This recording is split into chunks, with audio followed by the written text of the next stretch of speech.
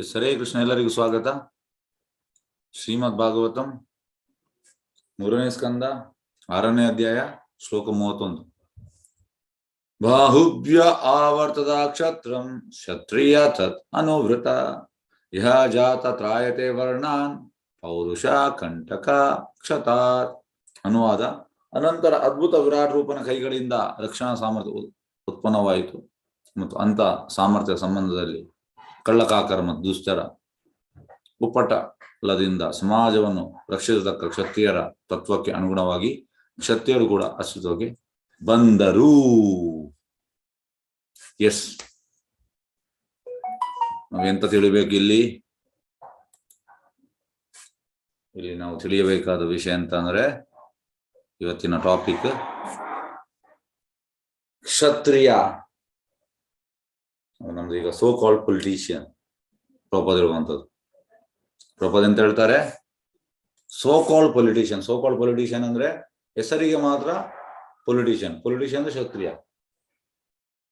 ಈಗ ನಮ್ಮ ದೇವಸ್ಥಾನ ಆಗ್ತಾ ಉಂಟು. ಈಗ ದೇವಸ್ಥಾನ ನಮ್ದು ಆಗ್ತಾ ಉಂಟು. ನಾವು ಮೊನ್ನೆ ಕೂಡ ಬ್ಯಾಂಗ್ಳೂರಿಗೆ ಬಂದೆವು. ಅಂದ್ರೆ ಈ ಅದರ ಲ್ಯಾಂಡ್ ರಿಲೇಟೆಡ್ ಅದರ ಕೆಲಸಕ್ಕೆ ಬಂದೆವು. ಆಕ್ಚುಲಿ ನಾವು ಈಗ ಒಂದು ಕಳೆದ 2020ರಿಂದ 21 ಈಗ 22 ಆಲ್ಮೋಸ್ಟ್ 2.5 ವರ್ಷದಿಂದ ನಾವು ಬ್ಯಾಂಗ್ಳೂರಿಗೆ ಬರ್ತಾ ಇದ್ದೇವೆ. ಆಲ್ಮೋಸ್ಟ್ ಒಂದು 14 ಬಾರಿ ಬಂದೆವು. ಕೆಲಸ ಆಗ್ತದ, ಪ್ರೊಸೆಸ್ ಅಲ್ಲಿ ಉಂಟು ಕೆಲಸ. ಆಕ್ಚುಲಿ ಪೊಲಿಟಿಷಿಯನ್ ಹೇಗಿರ್ಬೇಕಂದ್ರೆ, ಅಂದ್ರೆ ಕ್ಷತ್ರಿಯ, ಅವು ಫ್ರೀ ಆಗಿ ಲ್ಯಾಂಡ್ ಕೊಡ್ಬೇಕು ಮತ್ತೆ ದೇವಸ್ಥಾನ ಕಟ್ಟಿ ಕೊಡ್ಬೇಕು. ಇದೆಲ್ಲ ಕ್ಷತ್ರಿಯನ ಕೆಲಸ. ನಾವು ಹಣ ಕೊಟ್ಟು ನಮ್ಮ ಕೆಲಸ ಆಗುದಿಲ್ಲ. ಯಾವ ರೀತಿಯ ಕ್ಷತ್ರಿಯ ಎಣಿಸಿ ನೀವು, ಯಾವ ರೀತಿಯ ಪೊಲಿಟಿಷಿಯನ್. ಅದಕ್ಕೆ ಪ್ರಭುಪಾದ ಹೇಳುವಂತದ್ದು ಡೆಮಾನ್ ಗಾನ್ ಕ್ರೇಜಿ. ಡೆಮೋಕ್ರಸಿಗೆ ಪ್ರಭುಪಾದ ಹೇಳುವಂಥದ್ದು, ಡೆಮಾನ್ ಅಂದ್ರೆ ರಾಕ್ಷಸ, ಕ್ರೇಜಿ ಅಂದ್ರೆ ಹುಚ್ಚ. ಡೆಮೋಕ್ರಸಿಗೆ ಡೆಮಾನ್ ಗಾನ್ ಕ್ರೇಜಿ. ಪ್ರಭುಪಾದ ಒಪ್ಪುವುದಿಲ್ಲ ಈ ಡೆಮೋಕ್ರಸಿಗೆ. Of the people, by the people, for the people. ಎಂತ of the people, by the people, for the people? ನಮ್ಗೋಸ್ಕರ ಇಲ್ಲ ಅವರು.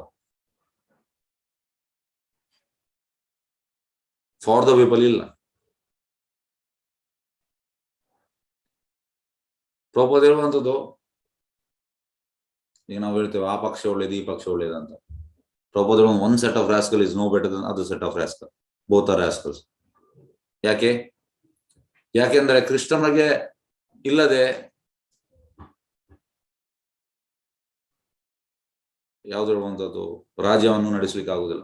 ಶ್ರೀಲ ಭಕ್ತಿಸಿದ್ಧಾಂತ ಸರಸ್ವತಿ ಠಾಕೂರ್ ಹೇಳ್ತಾರೆ, the day will come when the Supreme Court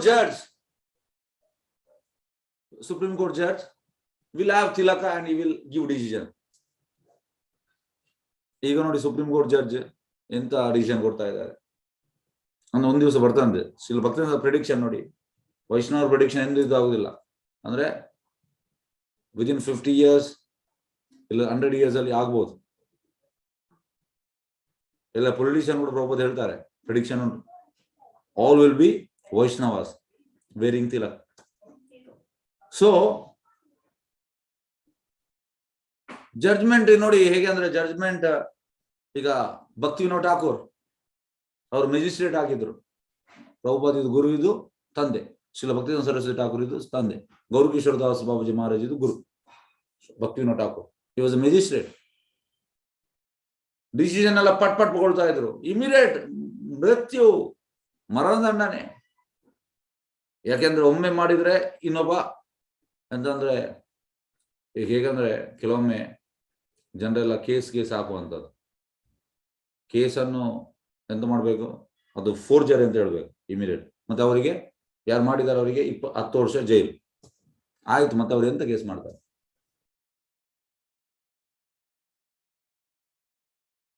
ಹಾಗೆ ಇದು ವೈಷ್ಣವ ಬಂದ್ರೆ ಆಗ್ತದೆ.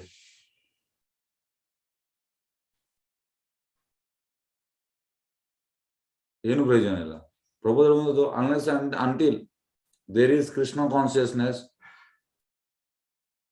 ಕೃಷ್ಣ ಪ್ರಜ್ಞೆ ಇಲ್ಲದೆ ಈ ಸೋಕಾಲ್ಡ್ ನಮ್ಮ ಎಂತ ಹೇಳೋ ಒಂದು ಸರ್ಕಾರ ಯಾವುದೇ ಇರಲಿ, ಯಾವುದೇ ಪಕ್ಷ ಇರಲಿ, ಪ್ರಯೋಜನ ಇಲ್ಲ.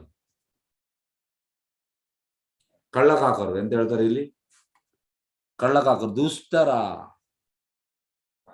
ಆಕ್ಚುಲಿ ಕ್ಷತ್ರಿಯ ಅಂದ್ರೆ ಕಳ್ಳಕಾಕರು ಮತ್ತು ದುಷ್ಟರಿಂದ ರಕ್ಷಣೆ ಕೊಡ್ಬೇಕು, ಅವರೇ ದುಷ್ಟರು. ಹೇಗೆಂದ್ರೆ ಈ ಪರಶುರಾಮ 21 ಬಾರಿ ಕ್ಷತ್ರಿಯರನ್ನು ಅಂದ್ರೆ 21 ಜನರೇಷನ್ ಎಲ್ಲರನ್ನು ಕಡ್ದ. ಯಾಕೆ? ಆಕ್ಚುಲಿ ಅದು ಸರಿ. ಯಾಕೆ ನೋಡಿ, ಈಗ ಒಂದು ಸೆಟ್ ಆಫ್ ಪೊಲ್ಯೂಷನ್ ಇದ್ದಾರೆ, ಈ ಪರಶುರಾಮ ಎಂತ ಮಾಡಿದ, ಎಲ್ಲರನ್ನು ಕೊಂದ. ನೆಕ್ಸ್ಟ್ ಅವರ ಜನರೇಷನ್ ಬಂದ, ಅವರನ್ನು ಕೊಂದ, ನೆಕ್ಸ್ಟ್ ಕೊಂದ, ನೆಕ್ಸ್ಟ್ ಕೊಂದ, ನೆಕ್ಸ್ಟ್ ಕೊಂದ. ಈಗ ಒಂದು ಜನರೇಷನ್ ಕೊಂದ್ರೆ ನೆಕ್ಸ್ಟ್ ಜನ ಕೂಡ ಹಾಗೆ ಮಾಡ್ತಾರೆ.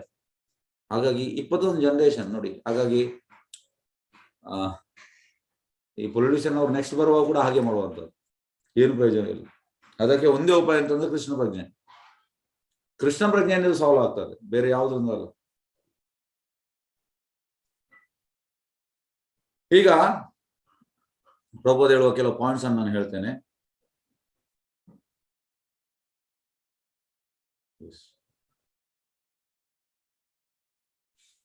ಪ್ರಭುಪಾದ ಹೇಳುವಂಥದ್ದು, ಕ್ಷತ್ರಿಯ ಅಂದ್ರೆ ಹೆಸರಿಗೆ ಮಾತ್ರ ಕ್ಷತ್ರಿಯವ?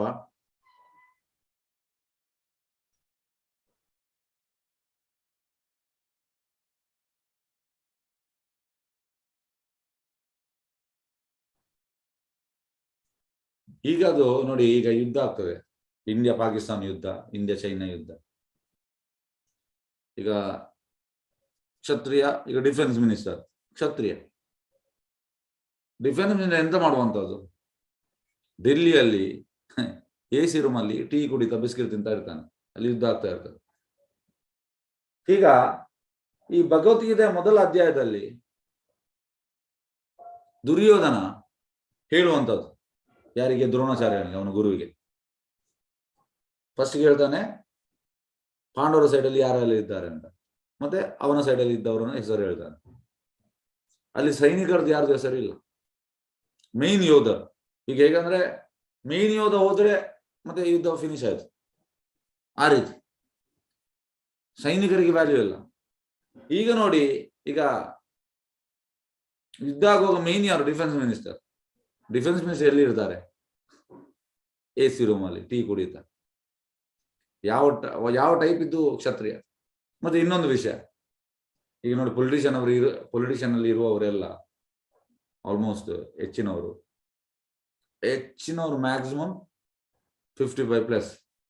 ಕೆಲವರೆಲ್ಲ 80, 78, 85.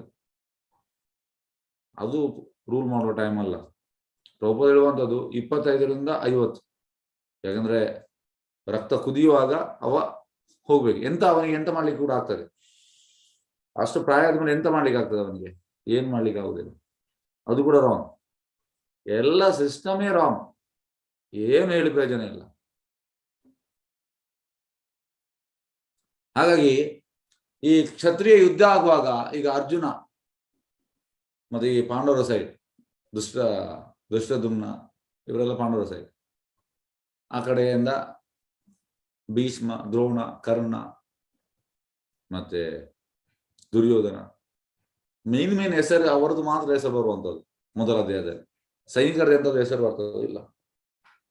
ಈಗ ಯುದ್ಧ ಆಗೋ ನೋಡಿ ಎಂತ ಅಂದ್ರೆ ಪಾಪ ಸೈನಿಕರು ಸಾಯುವಂಥದ್ದು.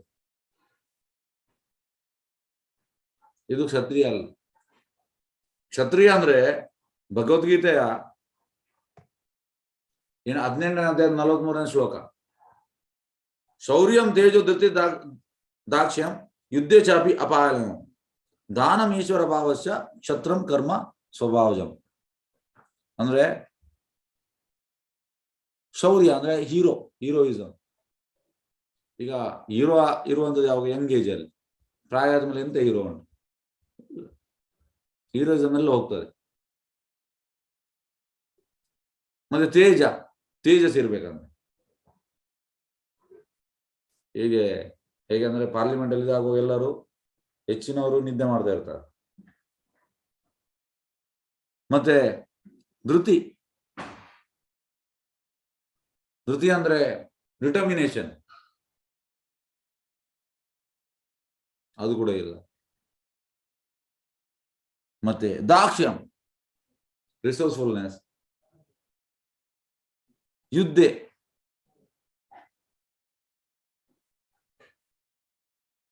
ಅಂದ್ರೆ ಕರೇಜ್ ಇರಬೇಕು, ಅಂದ್ರೆ ಯುದ್ಧಕ್ಕೆ ಹೋಗ್ಲಿಕ್ಕೆ ಇದೆಲ್ಲ ಇರ್ಬೇಕು ಅವ್ರ ಹತ್ರ. ಹಾಗಾಗಿ ಜನರಾಸಿಟಿ, ಲೀಡರ್ಶಿಪ್ ಇದೆಲ್ಲ ಇರ್ಬೇಕು. ಇದು ಯಾವ್ದು ಕ್ವಾಲಿಟಿ ಇಲ್ಲ. ಮತ್ತೆ ಯಾಕೆ ಅವರನ್ನು ನಾವು ಪೊಲಿಟಿಷಿಯನ್ ಕರೆಯುವಂತದ್ದು? ಅದಕ್ಕೆ ಪ್ರಭುಪಾದ ಹೇಳುವಂತ ಅವರನ್ನು so called politician. So called politician, politician ಅಲ್ಲ ಅವರು. ಪೊಲಿಟಿಷಿಯನ್ ಅಂದ್ರೆ ಇದೆಲ್ಲ ಕ್ವಾಲಿಟೀಸ್ ಇರ್ಬೇಕು ಕ್ಷತ್ರಿಯ ಅಂದ್ರೆ. ಈಗ ಕ್ಷತ್ರಿಯನನ್ನು ನರದೇವ ಅಂತ ಹೇಳುವಂಥದ್ದು. ಯಾಕೆ ನರದೇವ? ಮನುಷ್ಯ ರೂಪದಲ್ಲಿ ದೇವ. ನರ ಅಂದ್ರೆ ಮನುಷ್ಯ, ದೇವ. ಈಗ ಪೊಲಿಟಿಷಿಯನ್ ನರದೇವ ಹೇಳಿಕ್ ಆಗ್ತದೆ? ಇಲ್ಲ, ಅವರಲ್ಲ, ಮನುಷ್ಯ ದೇವ ಅಲ್ಲ. ಯಾಕೆಂದ್ರೆ ಕೃಷ್ಣ ಪ್ರಜ್ಞೆ ಇಲ್ಲ. ಕೃಷ್ಣ ಪ್ರಜ್ಞೆ ಇಲ್ಲ. ಒಂದು ವೇಳೆ ಕೃಷ್ಣ ಪ್ರಜ್ಞೆ ಇರ್ತಿದ್ರೆ ಎಲ್ಲ ಕಸಾಯಿಖಾನೆಗಳನ್ನು ಬಂದ್ ಮಾಡ್ತಿದ್ರು. ಉದಾಹರಣೆ ಭಾವಾರ್ಥದಲ್ಲಿ ಪ್ರಭುಪಾದ ಹೇಳ್ತಾರೆ. ಪರೀಕ್ಷಿತ್ ಮಹಾರಾಜ್ ಒಬ್ಬ ಕಲಿ ಹೋಗಿ ಹಸುವನ್ನು ಕಟ್ ಮಾಡ್ಲಿಕ್ಕೆ ಹೋಗುವಾಗ ಅಲ್ಲಿ ಹೋದ. ಹೇಳಿದ, ನನ್ನ ರಾಜ್ಯದಲ್ಲಿ ಎಲ್ಲರೂ ಸೇಮ್, ಪ್ರಾಣಿ ಅಂತ, ಪ್ರಾಣಿ ಕೂಡ ಸೇಮ್, ಮನುಷ್ಯ ಕೂಡ ಸೇಮ್, ಯಾರನ್ನು ಕೊಲ್ಲಿಕ್ಕಿಲ್ಲ. ಇದು ಮಾಡ್ಲಿ. ಯಾಕೆಂದ್ರೆ ಪ್ರಭುಪಾದ ಹೇಳುವಂತದ್ದು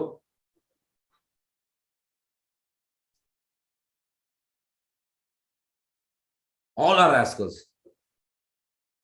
ಈಗ ಅವ ಪೊಲಿಟಿಷಿಯನ್ ನಿಲ್ಲಿಸಿ ಹೋದ್ರೆ ಅವನಿಗೆ ಓಟು ಸಿಗುವುದಿಲ್ಲ, ಹಾಗೆ ಅದನ್ನು ಮಾಡುವುದಿಲ್ಲ. ಅವ ಓಟಿಗೋಸ್ಕರ ಎಂತೆಂತ ಮಾಡ್ತಾನೆ ಅವ. ಹಾಗೆ ಇದೆಲ್ಲ ಹೋಗ್ಬೇಕು, ಇದೆಲ್ಲ ಹೋಗ್ಬೇಕು. ಭಾವಾರ್ಥ ಹೋಗೋ ಭಾವಾರ್ಥ by divine grace Abhay ಚರಣಾನು ಭಕ್ತಿವೇದನ Swami Sheela Prabhupada Ki Jai.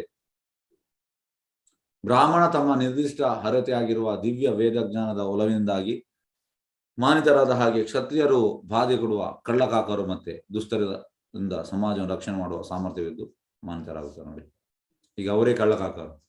Actually ಅವರು ರಕ್ಷಣೆ ಕೊಡ್ಬೇಕು ದುಷ್ಟರಿಗೆ ಮತ್ತೆ ಕಳ್ಳಕಾಕರು. ದುಷ್ಟರು ಮತ್ತು ಕಳ್ಳಕಾಕರನ್ನು ಅವರು ಅಂತವರಿಂದ ಸಮಾಜಕ್ಕೆ ರಕ್ಷಣೆ ಕೊಡ್ಬೇಕು. ಆದ್ರೆ ಈಗ ಪೊಲಿಟಿಷಿಯನ್ನೇ ಕಳ್ಳಕಾಕ ಮತ್ತು ದುಷ್ಟವ, ಮತ್ತೆ ಎಲ್ಲಿ ರಕ್ಷಣೆ ಕೊಡುವಂಥದ್ದು? ಅನುವ್ರತ ಎಂಬ ಶಬ್ದ ಲಕ್ಷ್ಯಾರ್ಹವಾಗಿದೆ. ಒಬ್ಬ ಮನುಷ್ಯನು ಕ್ಷತ್ರಿಯನಾಗಿ ಹುಟ್ಟಿದ ಮಾತ್ರದಿಂದ ಕ್ಷತ್ರಿಯನಾಗುವುದಿಲ್ಲ. ನೋಡಿ, ಬ್ರಾಹ್ಮಣನಾಗಿ ಹುಟ್ಟಿದ್ರಿಂದ ಬ್ರಾಹ್ಮಣ ಅಲ್ಲ, ಕ್ಷತ್ರಿಯನಿಂದ ಹುಟ್ಟಿದ್ರೆ ಕ್ಷತ್ರಿಯ ಅಲ್ಲ. ಹೇಗಂದ್ರೆ ಪೊಲಿಟಿಷಿಯನ್ ನಾನು ಸಿಎಂ ಆಗಿದೆ, ನನ್ನ ಮಗ ಕೂಡ ಸಿಎಂ ಆಗಬೇಕು, ಮಗನಿಗೆ ಅರ್ಹತೆ ಇಲ್ಲ.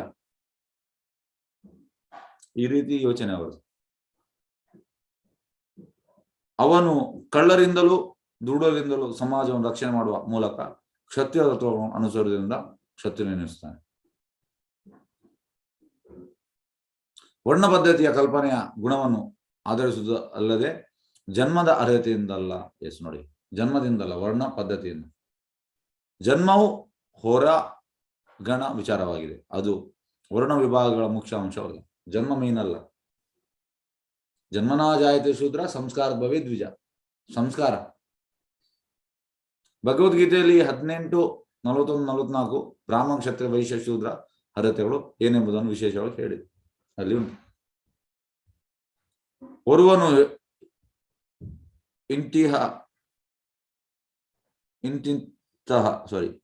ಇಂತಿಂತ ವರ್ಣಕ್ಕೆ ಸೇರಿದವನು ಎಂಬುದನ್ನು ನಿರ್ಣಯಿಸುವುದಕ್ಕೆ ಮೊದಲು ಅಂತ ಅರ್ಹತೆಗಳೆಲ್ಲವೂ ಅವಶ್ಯವೆಂದು ತಿಳಿಯಲಾಗಿದೆ. ನಿಮಿಷ.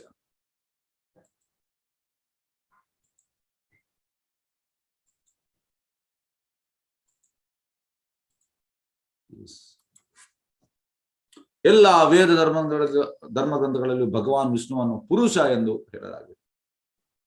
ಹೆಚ್ಚಿನವರು ನಾನು ಪುರುಷ ಅಂತ. ಪುರುಷ ಒಬ್ಬನೇ, ಏಕಲೇ ಪುರುಷ, 6 ಸಭೃತ್ಯ. ಭಗವಂತ ಮಾತ್ರ ಪುರುಷ, ನಾವೆಲ್ಲ ಪ್ರಕೃತಿ. ಪುರುಷ ಅಂದ್ರೆ ಎಂಜಾಯರ್, ನಾವು ಎಂಜಾಯರ್ ಅಲ್ಲ. ನಾವು ಎಂಜಾಯರ್ ಅಲ್ಲ. ಎಂಜಾಯರ್ ಕೃಷ್ಣ ಒಬ್ಬನೇ. ಕೆಲವು ವೇಳೆ ಜೀವಿಗಳು ಕೂಡ ಅವು ಮುಖ್ಯವಾಗಿ ಪುರುಷ ಶಕ್ತಿ, ಪರಾಶಕ್ತಿ, ಪರಾಪ್ರಕೃತಿ ಎನಿಸುವ ಪುರುಷನ ಪರಾಶಕ್ತಿ ಇದ್ದರೂ ಪುರುಷರು ಎಂದು ಉಕ್ತವಾಗಿವೆ. ಪುರುಷನ ಭಗವಂತನ ಬಹಿರಂಗ ಶಕ್ತಿಯಿಂದ ಭ್ರಮೆಗೊಂಡು ಜೀವಿಗಳು ತಮಗೆ ತಕ್ಕ ಅರ್ಹತೆಗಳಿಲ್ಲದೆ ಇದ್ದರೂ ತಮ್ಮನ್ನು ತಾವು ತಪ್ಪಾಗಿ ಪುರುಷರೆಂದು ಭಾವಿಸುತ್ತಾರೆ. ನಮಗೆ ಅರ್ಹತೆ ಇಲ್ಲ. ಪುರುಷ ಈಗ ದೇಹದ ಭಾವನೆ ನಾನು ಪುರುಷ, ಆತ್ಮನಲ್ಲಿ ಭಗವಂತ ಮತ್ತು ಪುರುಷ ಅಂದ್ರೆ ಎಂಜಾಯರ್. ನಾವು ಭಗವಂತನ ಎಂಜಾಯ್ಮೆಂಟ್ ಅಲ್ಲಿ ಭಾಗಿಯಾಗಬೇಕಷ್ಟೇ. ನಾವು ಎಂಜಾಯರ್ ಅಲ್ಲ, ಎಂಜಾಯರ್ ಕೃಷ್ಣ. ಹಾಗೆ ಭ್ರಮೆಗೊಂಡು ನಾವು ಪುರುಷ ಅಂತ ಹೇಳ್ತಾ ಇದ್ದೇವೆ. ಭಗವಂತನಿಗೆ ರಕ್ಷಣೆ ಮಾಡುವ ಸಾಮರ್ಥ್ಯವಿದೆ. ಬ್ರಹ್ಮ, ವಿಷ್ಣು, ಮಹೇಶ್ವರ ಎಂಬ ತ್ರಿಮೂರ್ತಿಗಳಲ್ಲಿ ಮೊದಲನೆಯವನಿಗೆ ಸೃಷ್ಟಿವಾದ ನೋಡಿ. ಬ್ರಹ್ಮ ಸೃಷ್ಟಿ ಮಾಡ್ತಾನೆ, ವಿಷ್ಣು ಎರಡನೇ ರಕ್ಷಣೆ ಮಾಡುವ ಅಂದ್ರೆ ವಿಷ್ಣು ರಕ್ಷಣೆ ಮಾಡುವಂಥದ್ದು ಕ್ಷೀರೋದಕಶ ವಿಷ್ಣು. ಮೂರನೆಯವನು ಸಂಹಾರ ಮಾಡುವಂಥದ್ದು ಅದು ಯಾರು? ಶಿವ. ಈ ಶ್ಲೋಕದಲ್ಲಿ ಪುರುಷ ಎಂಬ ಶಬ್ದವು ಗಮನಾರ್ಹವಾಗಿದೆ. ಏಕೆಂದ್ರೆ ಕ್ಷತ್ರಿಯರು ಪ್ರಜೆಗಳಿಗೆ ನೆಲದಲ್ಲಿ ಜಲದಲ್ಲಿ ಹುಟ್ಟಿದ ಎಲ್ಲಾ ಜೀವಿಗಳ ರಕ್ಷಣೆ ಕೊಡುವ ಮೂಲಕ ಪುರುಷನಾದ ಭಗವಂತನನ್ನು ಪ್ರತಿನಿಧಿಸುವಂತೆ ನಿರೀಕ್ಷಿಸಬಹುದು. ಕ್ಷತ್ರಿಯ ಅಂದ್ರೆ ಎಲ್ಲಾ ಜೀವಿಗಳ ರಕ್ಷಣೆ ಕೊಡ್ಬೇಕು. ನೀವು ನಂಬಲಿಕ್ಕಿಲ್ಲ, ಪಂಜಾಬ್ ಮತ್ತೆ ಹೈದರಾಬಾದ್ ಅಲ್ಲಿ ದೊಡ್ಡ ದೊಡ್ಡ ಸ್ಲಾಟರ್ ಹೌಸ್ ಉಂಟು. ಹೇಗೆಂದ್ರೆ ಕಾರ್ಖಾನೆಯಲ್ಲಿ ಈ ಗಲೀಜು ನೀರು ಹೋಗ್ತದೆ, ಅದೇ ರೀತಿ ರಕ್ತ ಹೋಗ್ತಾ ಉಂಟಲ್ಲಿ ದೊಡ್ಡ ದೊಡ್ಡ PVC ಪೈಪಲ್ಲಿ. ನೀವು ಎಣಿಸಿ, ಎಕ್ಸ್ಪೋರ್ಟ್ ಆಗುವಂಥದ್ದು ಭಾರತದಿಂದ. ಯಾಕೆ ನಿಲ್ಲಿಸಲಿಕ್ಕೆ ಆಗುದಿಲ್ಲ? ಯಾರೇ ಇರಲಿ, ಯಾರೇ ಪಕ್ಷದಲ್ಲಿರಲಿ, ಯಾಕೆ ಇದನ್ನು ನಿಲ್ಲಿಸಲಿಕ್ಕೆ ಆಗುದಿಲ್ಲ? ಕೃಷ್ಣ ಪ್ರಜ್ಞೆ ಇದ್ರೆ ಅದನ್ನು ನಿಲ್ಲಿಸ್ತಾರೆ. ಅದಕ್ಕೆ ವೆರಿ ಸೂನ್ ಪ್ರಭುಪಾದ ಹೇಳ್ತಾರೆ, very soon it will happen. ಅಂದ್ರೆ ಈ ಜಡ್ಜ್ ಆಗ್ಲಿ ಎಲ್ಲ ಪೊಲಿಟಿಷಿಯನ್ ಎಲ್ಲ ತಿಲಕ ಹಾಕಿ ದೇ ವಿಲ್ ರೂಲ್. ಅದು ಬರ್ತದೆ, ಸಮಯ ಬಂದಿದೆ. ಪ್ರಭುಪಾದ ಮತ್ತೆ ಶ್ರೀಲ ಭಕ್ತಿ ಸರಸ್ವತಿ ಠಾಕೂರದ ಪ್ರಿಡಿಕ್ಷನ್ ನಿಜವಾಗ್ತದೆ. ಅದು ಆಗ ಅದನ್ನು ಮಾಡಲಿಕ್ಕೆ ಆಗ್ತದೆ, ಇಲ್ಲದೆ ಅಲ್ಲ. ಯಾಕೆಂದ್ರೆ ನೋಡಿ, ಪ್ರಭುಪಾದ ಹೇಳುವಂಥದ್ದು ಈಗ 14ನೇ ಅಧ್ಯಾಯದಲ್ಲಿ ಭಗವಂತ ಹೇಳಿದಾನೆ, ಸರ್ವ ಯೋನಿಷು ಕೌಂತೆಯ, ಎಲ್ಲ ಯೋನಿಗಳು ನನ್ನ ಮಕ್ಕಳು, ಎಲ್ಲ ಯೋನಿಗಳು ನನ್ನ ಮಕ್ಕಳು. ಹಾಗಾಗಿ ನಾವು ನಮ್ಮ ನಾಲೆಗೆ ಚಪಲೆಗೋಸ್ಕರ ನಾವು ಪ್ರಾಣಿಗಳನ್ನು ಕೊಂದು ತಿಂತೇವೆ. ನಮ್ಮ ನಾಲೆಗೆ ಚಪಲ. ಪ್ರಭುಪಾದ ಹೇಳುವಂಥದ್ದು, ಸಪೋಸ್ ಈಗ ನಮ್ಮ ಮನೆಯಲ್ಲಿ ನಮ್ಮ ಅಣ್ಣ, ಅಕ್ಕ, ನಮ್ಮ ತಮ್ಮ, ತಂಗಿ ಯಾರಿಗಾದ್ರೂ ಪೋಲಿಯೋ ಅಂತ ಎಣಿಸುವ, ತುಂಬಾ ಸಪೂರ ಇದ್ದಾರೆ, ಸಣ್ಣದಿಂದ ಅವರು ಅಂದ್ರೆ ಅವ್ರಿಗೆ ಸರಿ ನಡೀಲಿಕ್ಕೆ ಆಗುದಿಲ್ಲ, ಕೂತಲ್ಲಿ ಆಗಿದ್ದಾರೆ. ನಾವು ಅವರನ್ನು ಎಂತ ಅವರಿಗೆ ತಿಂಡಿ ಕೊಡುವಂಥದ್ದು, ಅವರನ್ನು ಸ್ನಾನ ಮಾಡಿಸಲು ನಾವೇ. ನಾವು ಅವರನ್ನು ಕೊಂದು ತಿನ್ನುವುದಿಲ್ಲ. ಯಾಕೆಂದ್ರೆ ನಮ್ದು ಅಕ್ಕ, ಅಣ್ಣ, ತಮ್ಮ, ತಂಗಿ ಯಾರು ಆಗಿರ್ಬೋದು, ನಾವು ಅವರನ್ನು ಕಟ್ಟು ಮಾಡಿ ತಿನ್ನುವುದಿಲ್ಲ. ಅದೇ ರೀತಿ ಕೃಷ್ಣ ಪ್ರಜ್ಞೆ ಬಂದ ಮೇಲೆ ನಮ್ಗೆ ಗೊತ್ತಾಗ್ತದೆ, ಉಳಿದ ಜೀವಿಗಳು ನಮ್ಮ ಬ್ರದರ್ಸ್ ಅಂಡ್ ಸಿಸ್ಟರ್ಸ್ ಅಂತ. ಈಗ ನಮ್ಮ ನಾಲೆಯ ಚಪಲಿಗೋಸ್ಕರ ನಾವು ಇನ್ನೊಂದನ್ನು ಕೊಂದು ತಿಂತೇವೆ. ನಾವು ಸ್ವಾರ್ಥಿಗಳು, ಸೆಲ್ಫಿಶ್. ನಾವು ನಮ್ಮದು ಮಾತ್ರ ನೋಡುವಂಥದ್ದು. ಈಗ ನನ್ನ ತಮ್ಮನನ್ನು ಯಾರಾದ್ರೂ ಕಟ್ಟು ಮಾಡಿ ತಿಂದ್ರೆ ನನಗೆ ಬೇಜಾರಾಗ್ತದೆ, ಖಂಡಿತ ಬೇಜಾರಾಗ್ತದೆ. ಹೇಗೆಂದ್ರೆ ಈ ಭಾಗವತಮಲ್ಲಿ ಕಲಿಯುಗದ ಎಂಡಲ್ಲಿ ಎಂತ ಆಗ್ತದೆ ಅಂತ ಪ್ರಿಡಿಕ್ಷನ್ ಉಂಟು. ಕಲಿಯುಗದ ಎಂಡಲ್ಲಿ ರೈಸ್ ಇರುವುದಿಲ್ಲ ಅಂತೆ, ವೀಟ್ ಇರುವುದಿಲ್ಲ ಅಂತೆ, ಯಾವುದೇ ಗ್ರೀನ್ಸ್ ಇರುವುದಿಲ್ಲ ಅಂತೆ, ಶುಗರ್ ಇರುವುದಿಲ್ಲ ಅಂತೆ. ಆಗ ಜೋರು ಮಳೆ, ಜೋರು ಬಿಸಿಲು, ಜೋರು ಮಳೆಗೆ ಜನರು ಸಾಯ್ತಾರೆ, ಬಿಸಿಲಿಗೆ ಸಾಯ್ತಾರೆ. ಆಗ ಜನರನ್ನು ತಿನ್ನುವುದಂತೆ. ಪ್ರಭುಪಾದ ಹೇಳ್ತಾರೆ, human flesh is very tasty ಅಂತೆ. ಮನುಷ್ಯನ ಈಗ ಜನರೆಲ್ಲ ಕೋಳಿ ಇನ್ನೊಂದೆಲ್ಲ ತಿಂತಾರಲ್ಲ, ಯಾಕೆಂದ್ರೆ ಅವ್ರಿಗೆ ಟೇಸ್ಟ್ ಚಪಲ, ನಾಲಿಗೆ ಸುಖ. ಇದು ತುಂಬಾ ಟೇಸ್ಟ್ ಅಂತೆ. ಒಮ್ಮೆ ಜನರು ತಿನ್ಲಿಕ್ಕೆ ಸ್ಟಾರ್ಟ್ ಮಾಡಿದ್ರೆ ಬಿಡುದಿಲ್ಲ ಅಂತೆ. ಈಗ ಕೊರಿಯಾದಲ್ಲಿ ತಿಂತಾರೆ ಜನರು, ನಾರ್ತ್ ಕೊರಿಯಾ ಅಲ್ಲಿ ಜನರು ಹ್ಯೂಮನ್ ಫ್ಲೆಶ್ ತಿಂತಾರೆ. ಹಾಗಾಗಿ ಹೇಗೆ ನಮ್ಗೆ ಮನಸ್ಸು ಬರ್ತದೆ? ಈಗ ನಮ್ಮ ಮನೆಯಲ್ಲಿ ನಮ್ಮ ಕ್ಲೋಸ್ ರಿಲೇಟಿವ್ಗೆ ಎಂತಾದ್ರೂ ರೋಗ ಇದ್ದು ಆಗ ನಾವು ಅವನನ್ನು ನೋಡ್ಕೊಳ್ತೇವೆ, ನಾವು ಅವನು ಕಟ್ ಮಾಡಿ ತಿನ್ನುವುದಿಲ್ಲ. ಅದೇ ರೀತಿ ಎಲ್ಲ ಯೋನಿಗಳು ಭಗವಂತನ ಮಕ್ಕಳು. ಭಗವಂತ ಹೇಳಿದ್ದಾನೆ ಸರ್ವ ಯೋನಿ ಕೌಂತೆಯ, ಎಲ್ಲ ಯೋನಿಗಳು ನನ್ನ ಮಕ್ಕಳು ಅಂತ. ಭಗವಂತನ ಡಿಸ್ಕ್ರಿಮಿನೇಷನ್ ಇಲ್ಲ. ಆದ್ರೆ ನಾವು ನಮ್ಮ ನಾಲಿಗೆ ಚಪಲಗೋಸ್ಕರ ತಿಂತಾ ಇದ್ದೇವೆ. ಹಾಗೆ ಕ್ಷತ್ರಿಯ ಆದವನು ಇದನ್ನೆಲ್ಲ ಬಂದ್ ಮಾಡ್ಬೇಕು, ಬಂದ್ ಮಾಡ್ಲಿ. ಎಲ್ಲ ಸ್ಲಾಟರ್ ಹೌಸ್, ಭಾರತದಲ್ಲಿ ಯಾವುದೇ ಸ್ಲಾಟರ್ ಹೌಸ್ ಇರ್ಲಿಕ್ಕಿಲ್ಲ, ಮಾಡ್ಲಿ. ಮತ್ತೆ ನಾವು ಅಡ್ಡ ಬೀಳ್ತೇವೆ ಅವನಿಗೆ. ಪ್ರಭುಪಾದ ಹೇಳುವಂತದ್ದು, ಈ ಸ್ಲಾಟರ್ ಹೌಸ್ ಅಲ್ಲಿ, ಕಸಾಯಿಖಾನೆಯಲ್ಲಿ ಪಂಜಾಬ್ ಮತ್ತೆ ಹೈದರಾಬಾದ್ ಎಕ್ಸ್ಪೋರ್ಟ್ ಆಗ್ತದೆ, ಅಲ್ಲಿ ಎಂತಂದ್ರೆ ಈ ಇಂಡಸ್ಟ್ರಿಯಲ್ಲಿ ಕೆಟ್ಟ ನೀರು ಹೇಗೆ ಹೋಗ್ತದೆ ಅದೇ ರೀತಿ ರಕ್ತ ಹೋಗ್ತಾ ಉಂಟಂತೆ. ರಕ್ತ, ಈ ರಕ್ತಕ್ಕೆ ನಾವು ಬೆಲೆ ಕೊಡ್ಲೇಬೇಕು.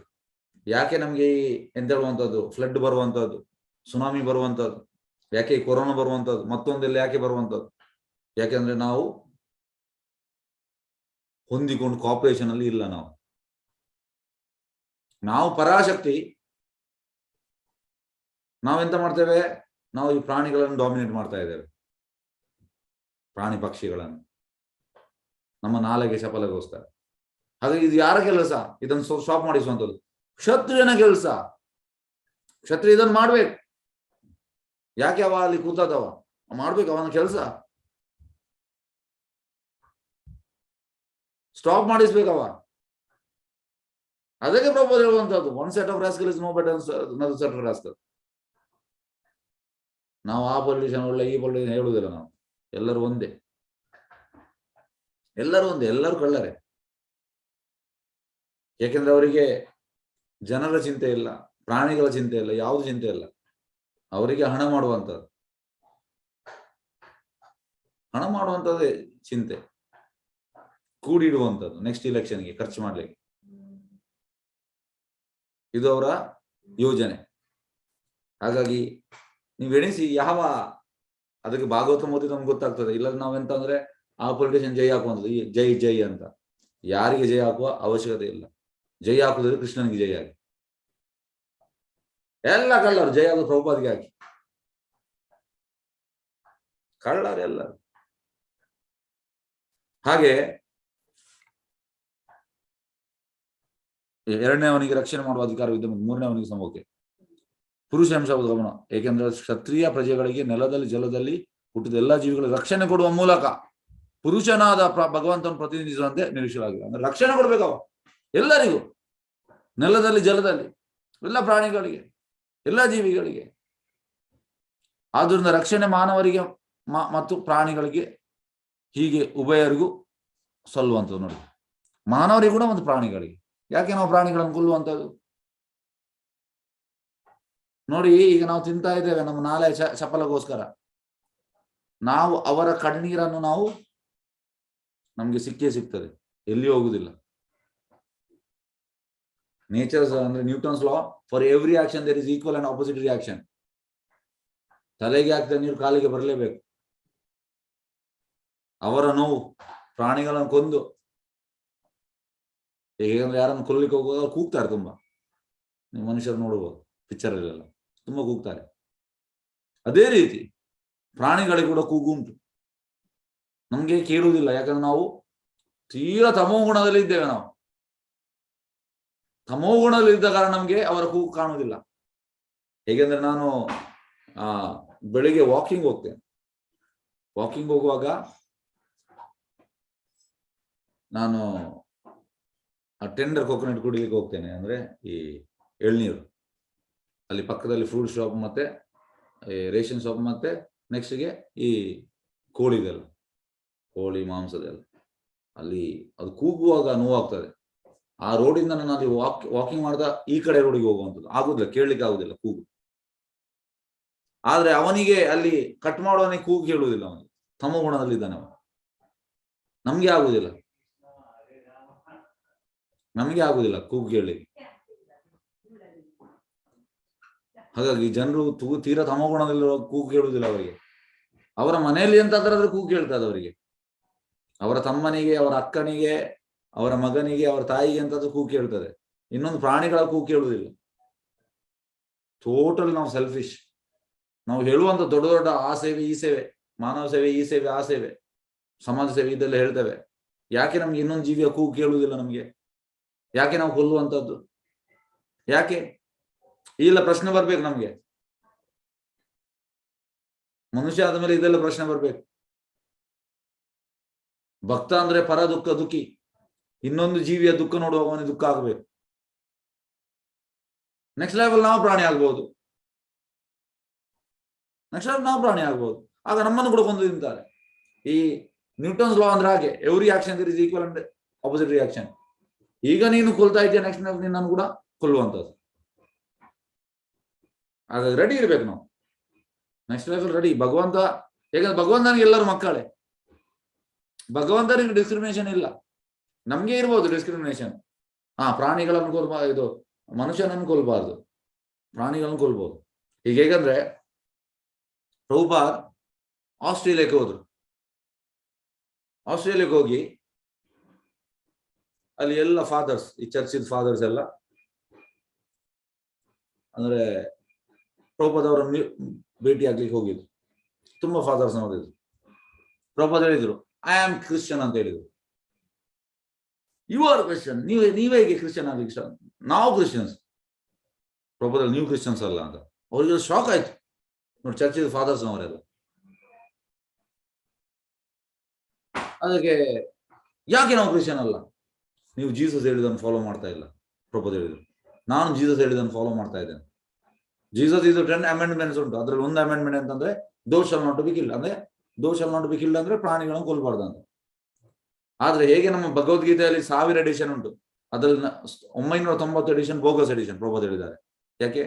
ಅವರವರ ಅಭಿಪ್ರಾಯ ಕೊಟ್ಟಿದ್ದಾರೆ.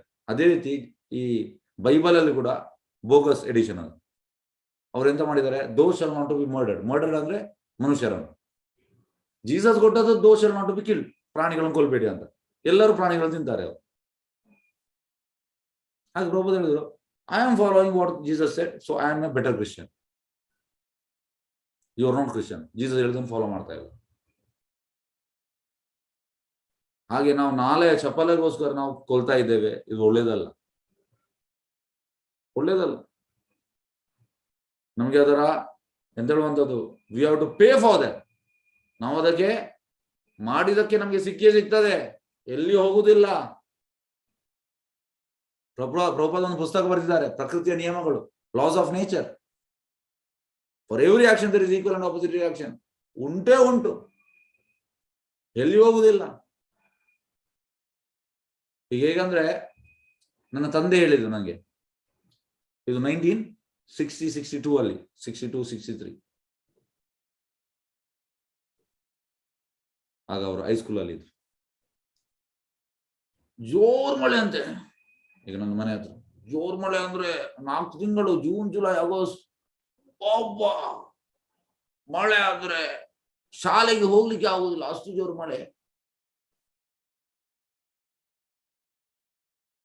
ಸಿವಿಯರ್ ಮಳೆ ಮಂಗಳೂರಲ್ಲಿ ಈಗ ಕೂಡ ಬರ್ತದೆ. ಈಗ ನಾನು ಸಣ್ಣದಿರುವಾಗ ಮಳೆ ಇತ್ತು, ನಾನು ಸ್ಕೂಲಿಗೆ ಹೋಗುವಾಗ. ಆದ್ರೆ ತಂದೆ ಹೇಳ್ತಾರೆ ಅಷ್ಟು ಜೋರು ಇರ್ಲಿಲ್ಲ ಅಂತ. ಈಗ ಅಂತ ಮಳೆ ಇಲ್ಲ, ಯಾಕಂದ್ರೆ ಕಾಲ ಕೆಟ್ಟು ಹೋಗಿದೆ ಟೋಟಲ್.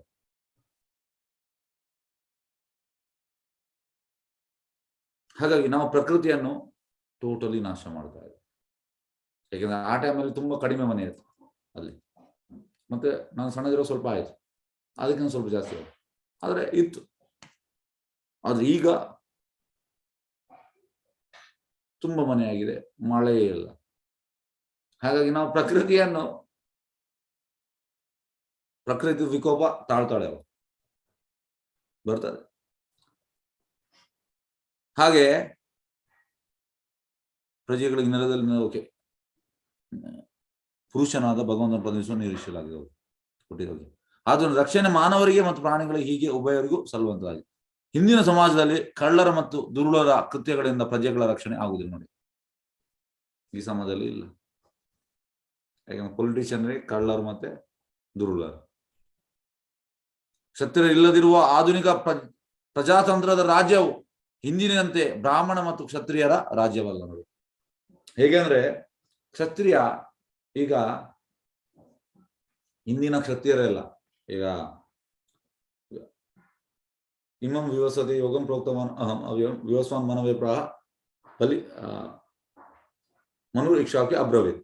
ಈಗ ಅದರಲ್ಲಿ ವಿವಸ್ವಾನ್ ಮತ್ತೆ ಮನು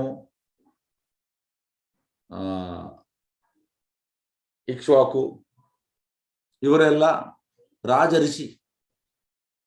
ರಾಜ ಅಂದ್ರೆ ಕ್ಷತ್ರಿಯ, ಋಷಿ ಅಂದ್ರೆ ಬ್ರಾಹ್ಮಣ. ರಾಜ ಋಷಿ ಈಗ ಪ್ರಹ್ಲಾದ್ ಮಹಾರಾಜ್, ಯುಧಿಷ್ಠಿರ ಮಹಾರಾಜ್ ರಾಜ ಋಷಿ. ಆದ್ರೂ ಕೂಡ ಹಿಂದಿನ ಕ್ಷತ್ರಿಯರು ಹೇಗಂದ್ರೆ ಅವರು ವೈಷ್ಣವರಿಂದ, ಋಷಿಗಳಿಂದ, ಬ್ರಾಹ್ಮಣರಿಂದ ಗೈಡೆನ್ಸ್ ಪಡೆದು ಮತ್ತೆ ರೂಲ್ ಮಾಡ್ತಾ ಇದ್ರು. ಈಗದ್ದು ಪೊಲಿಟಿಷಿಯನ್ ಅವನಿಗೆ ಇಷ್ಟ ಬಂದಾಗ ಮಾಡುವಂಥದ್ದು ನೋಡಿ, ಇದು ಆಗುವಂಥದ್ದು ಸಮಸ್ಯೆ. ಈಗ ಪರೀಕ್ಷಿತ್ ಮಹಾರಾಜ ಆಗ್ಲಿ, ಯುಧಿಷ್ಠಿರ ಮಹಾರಾಜ ಹೈಲಿ ಕ್ವಾಲಿಫೈಡ್, ಆದ್ರೂ ಕೂಡ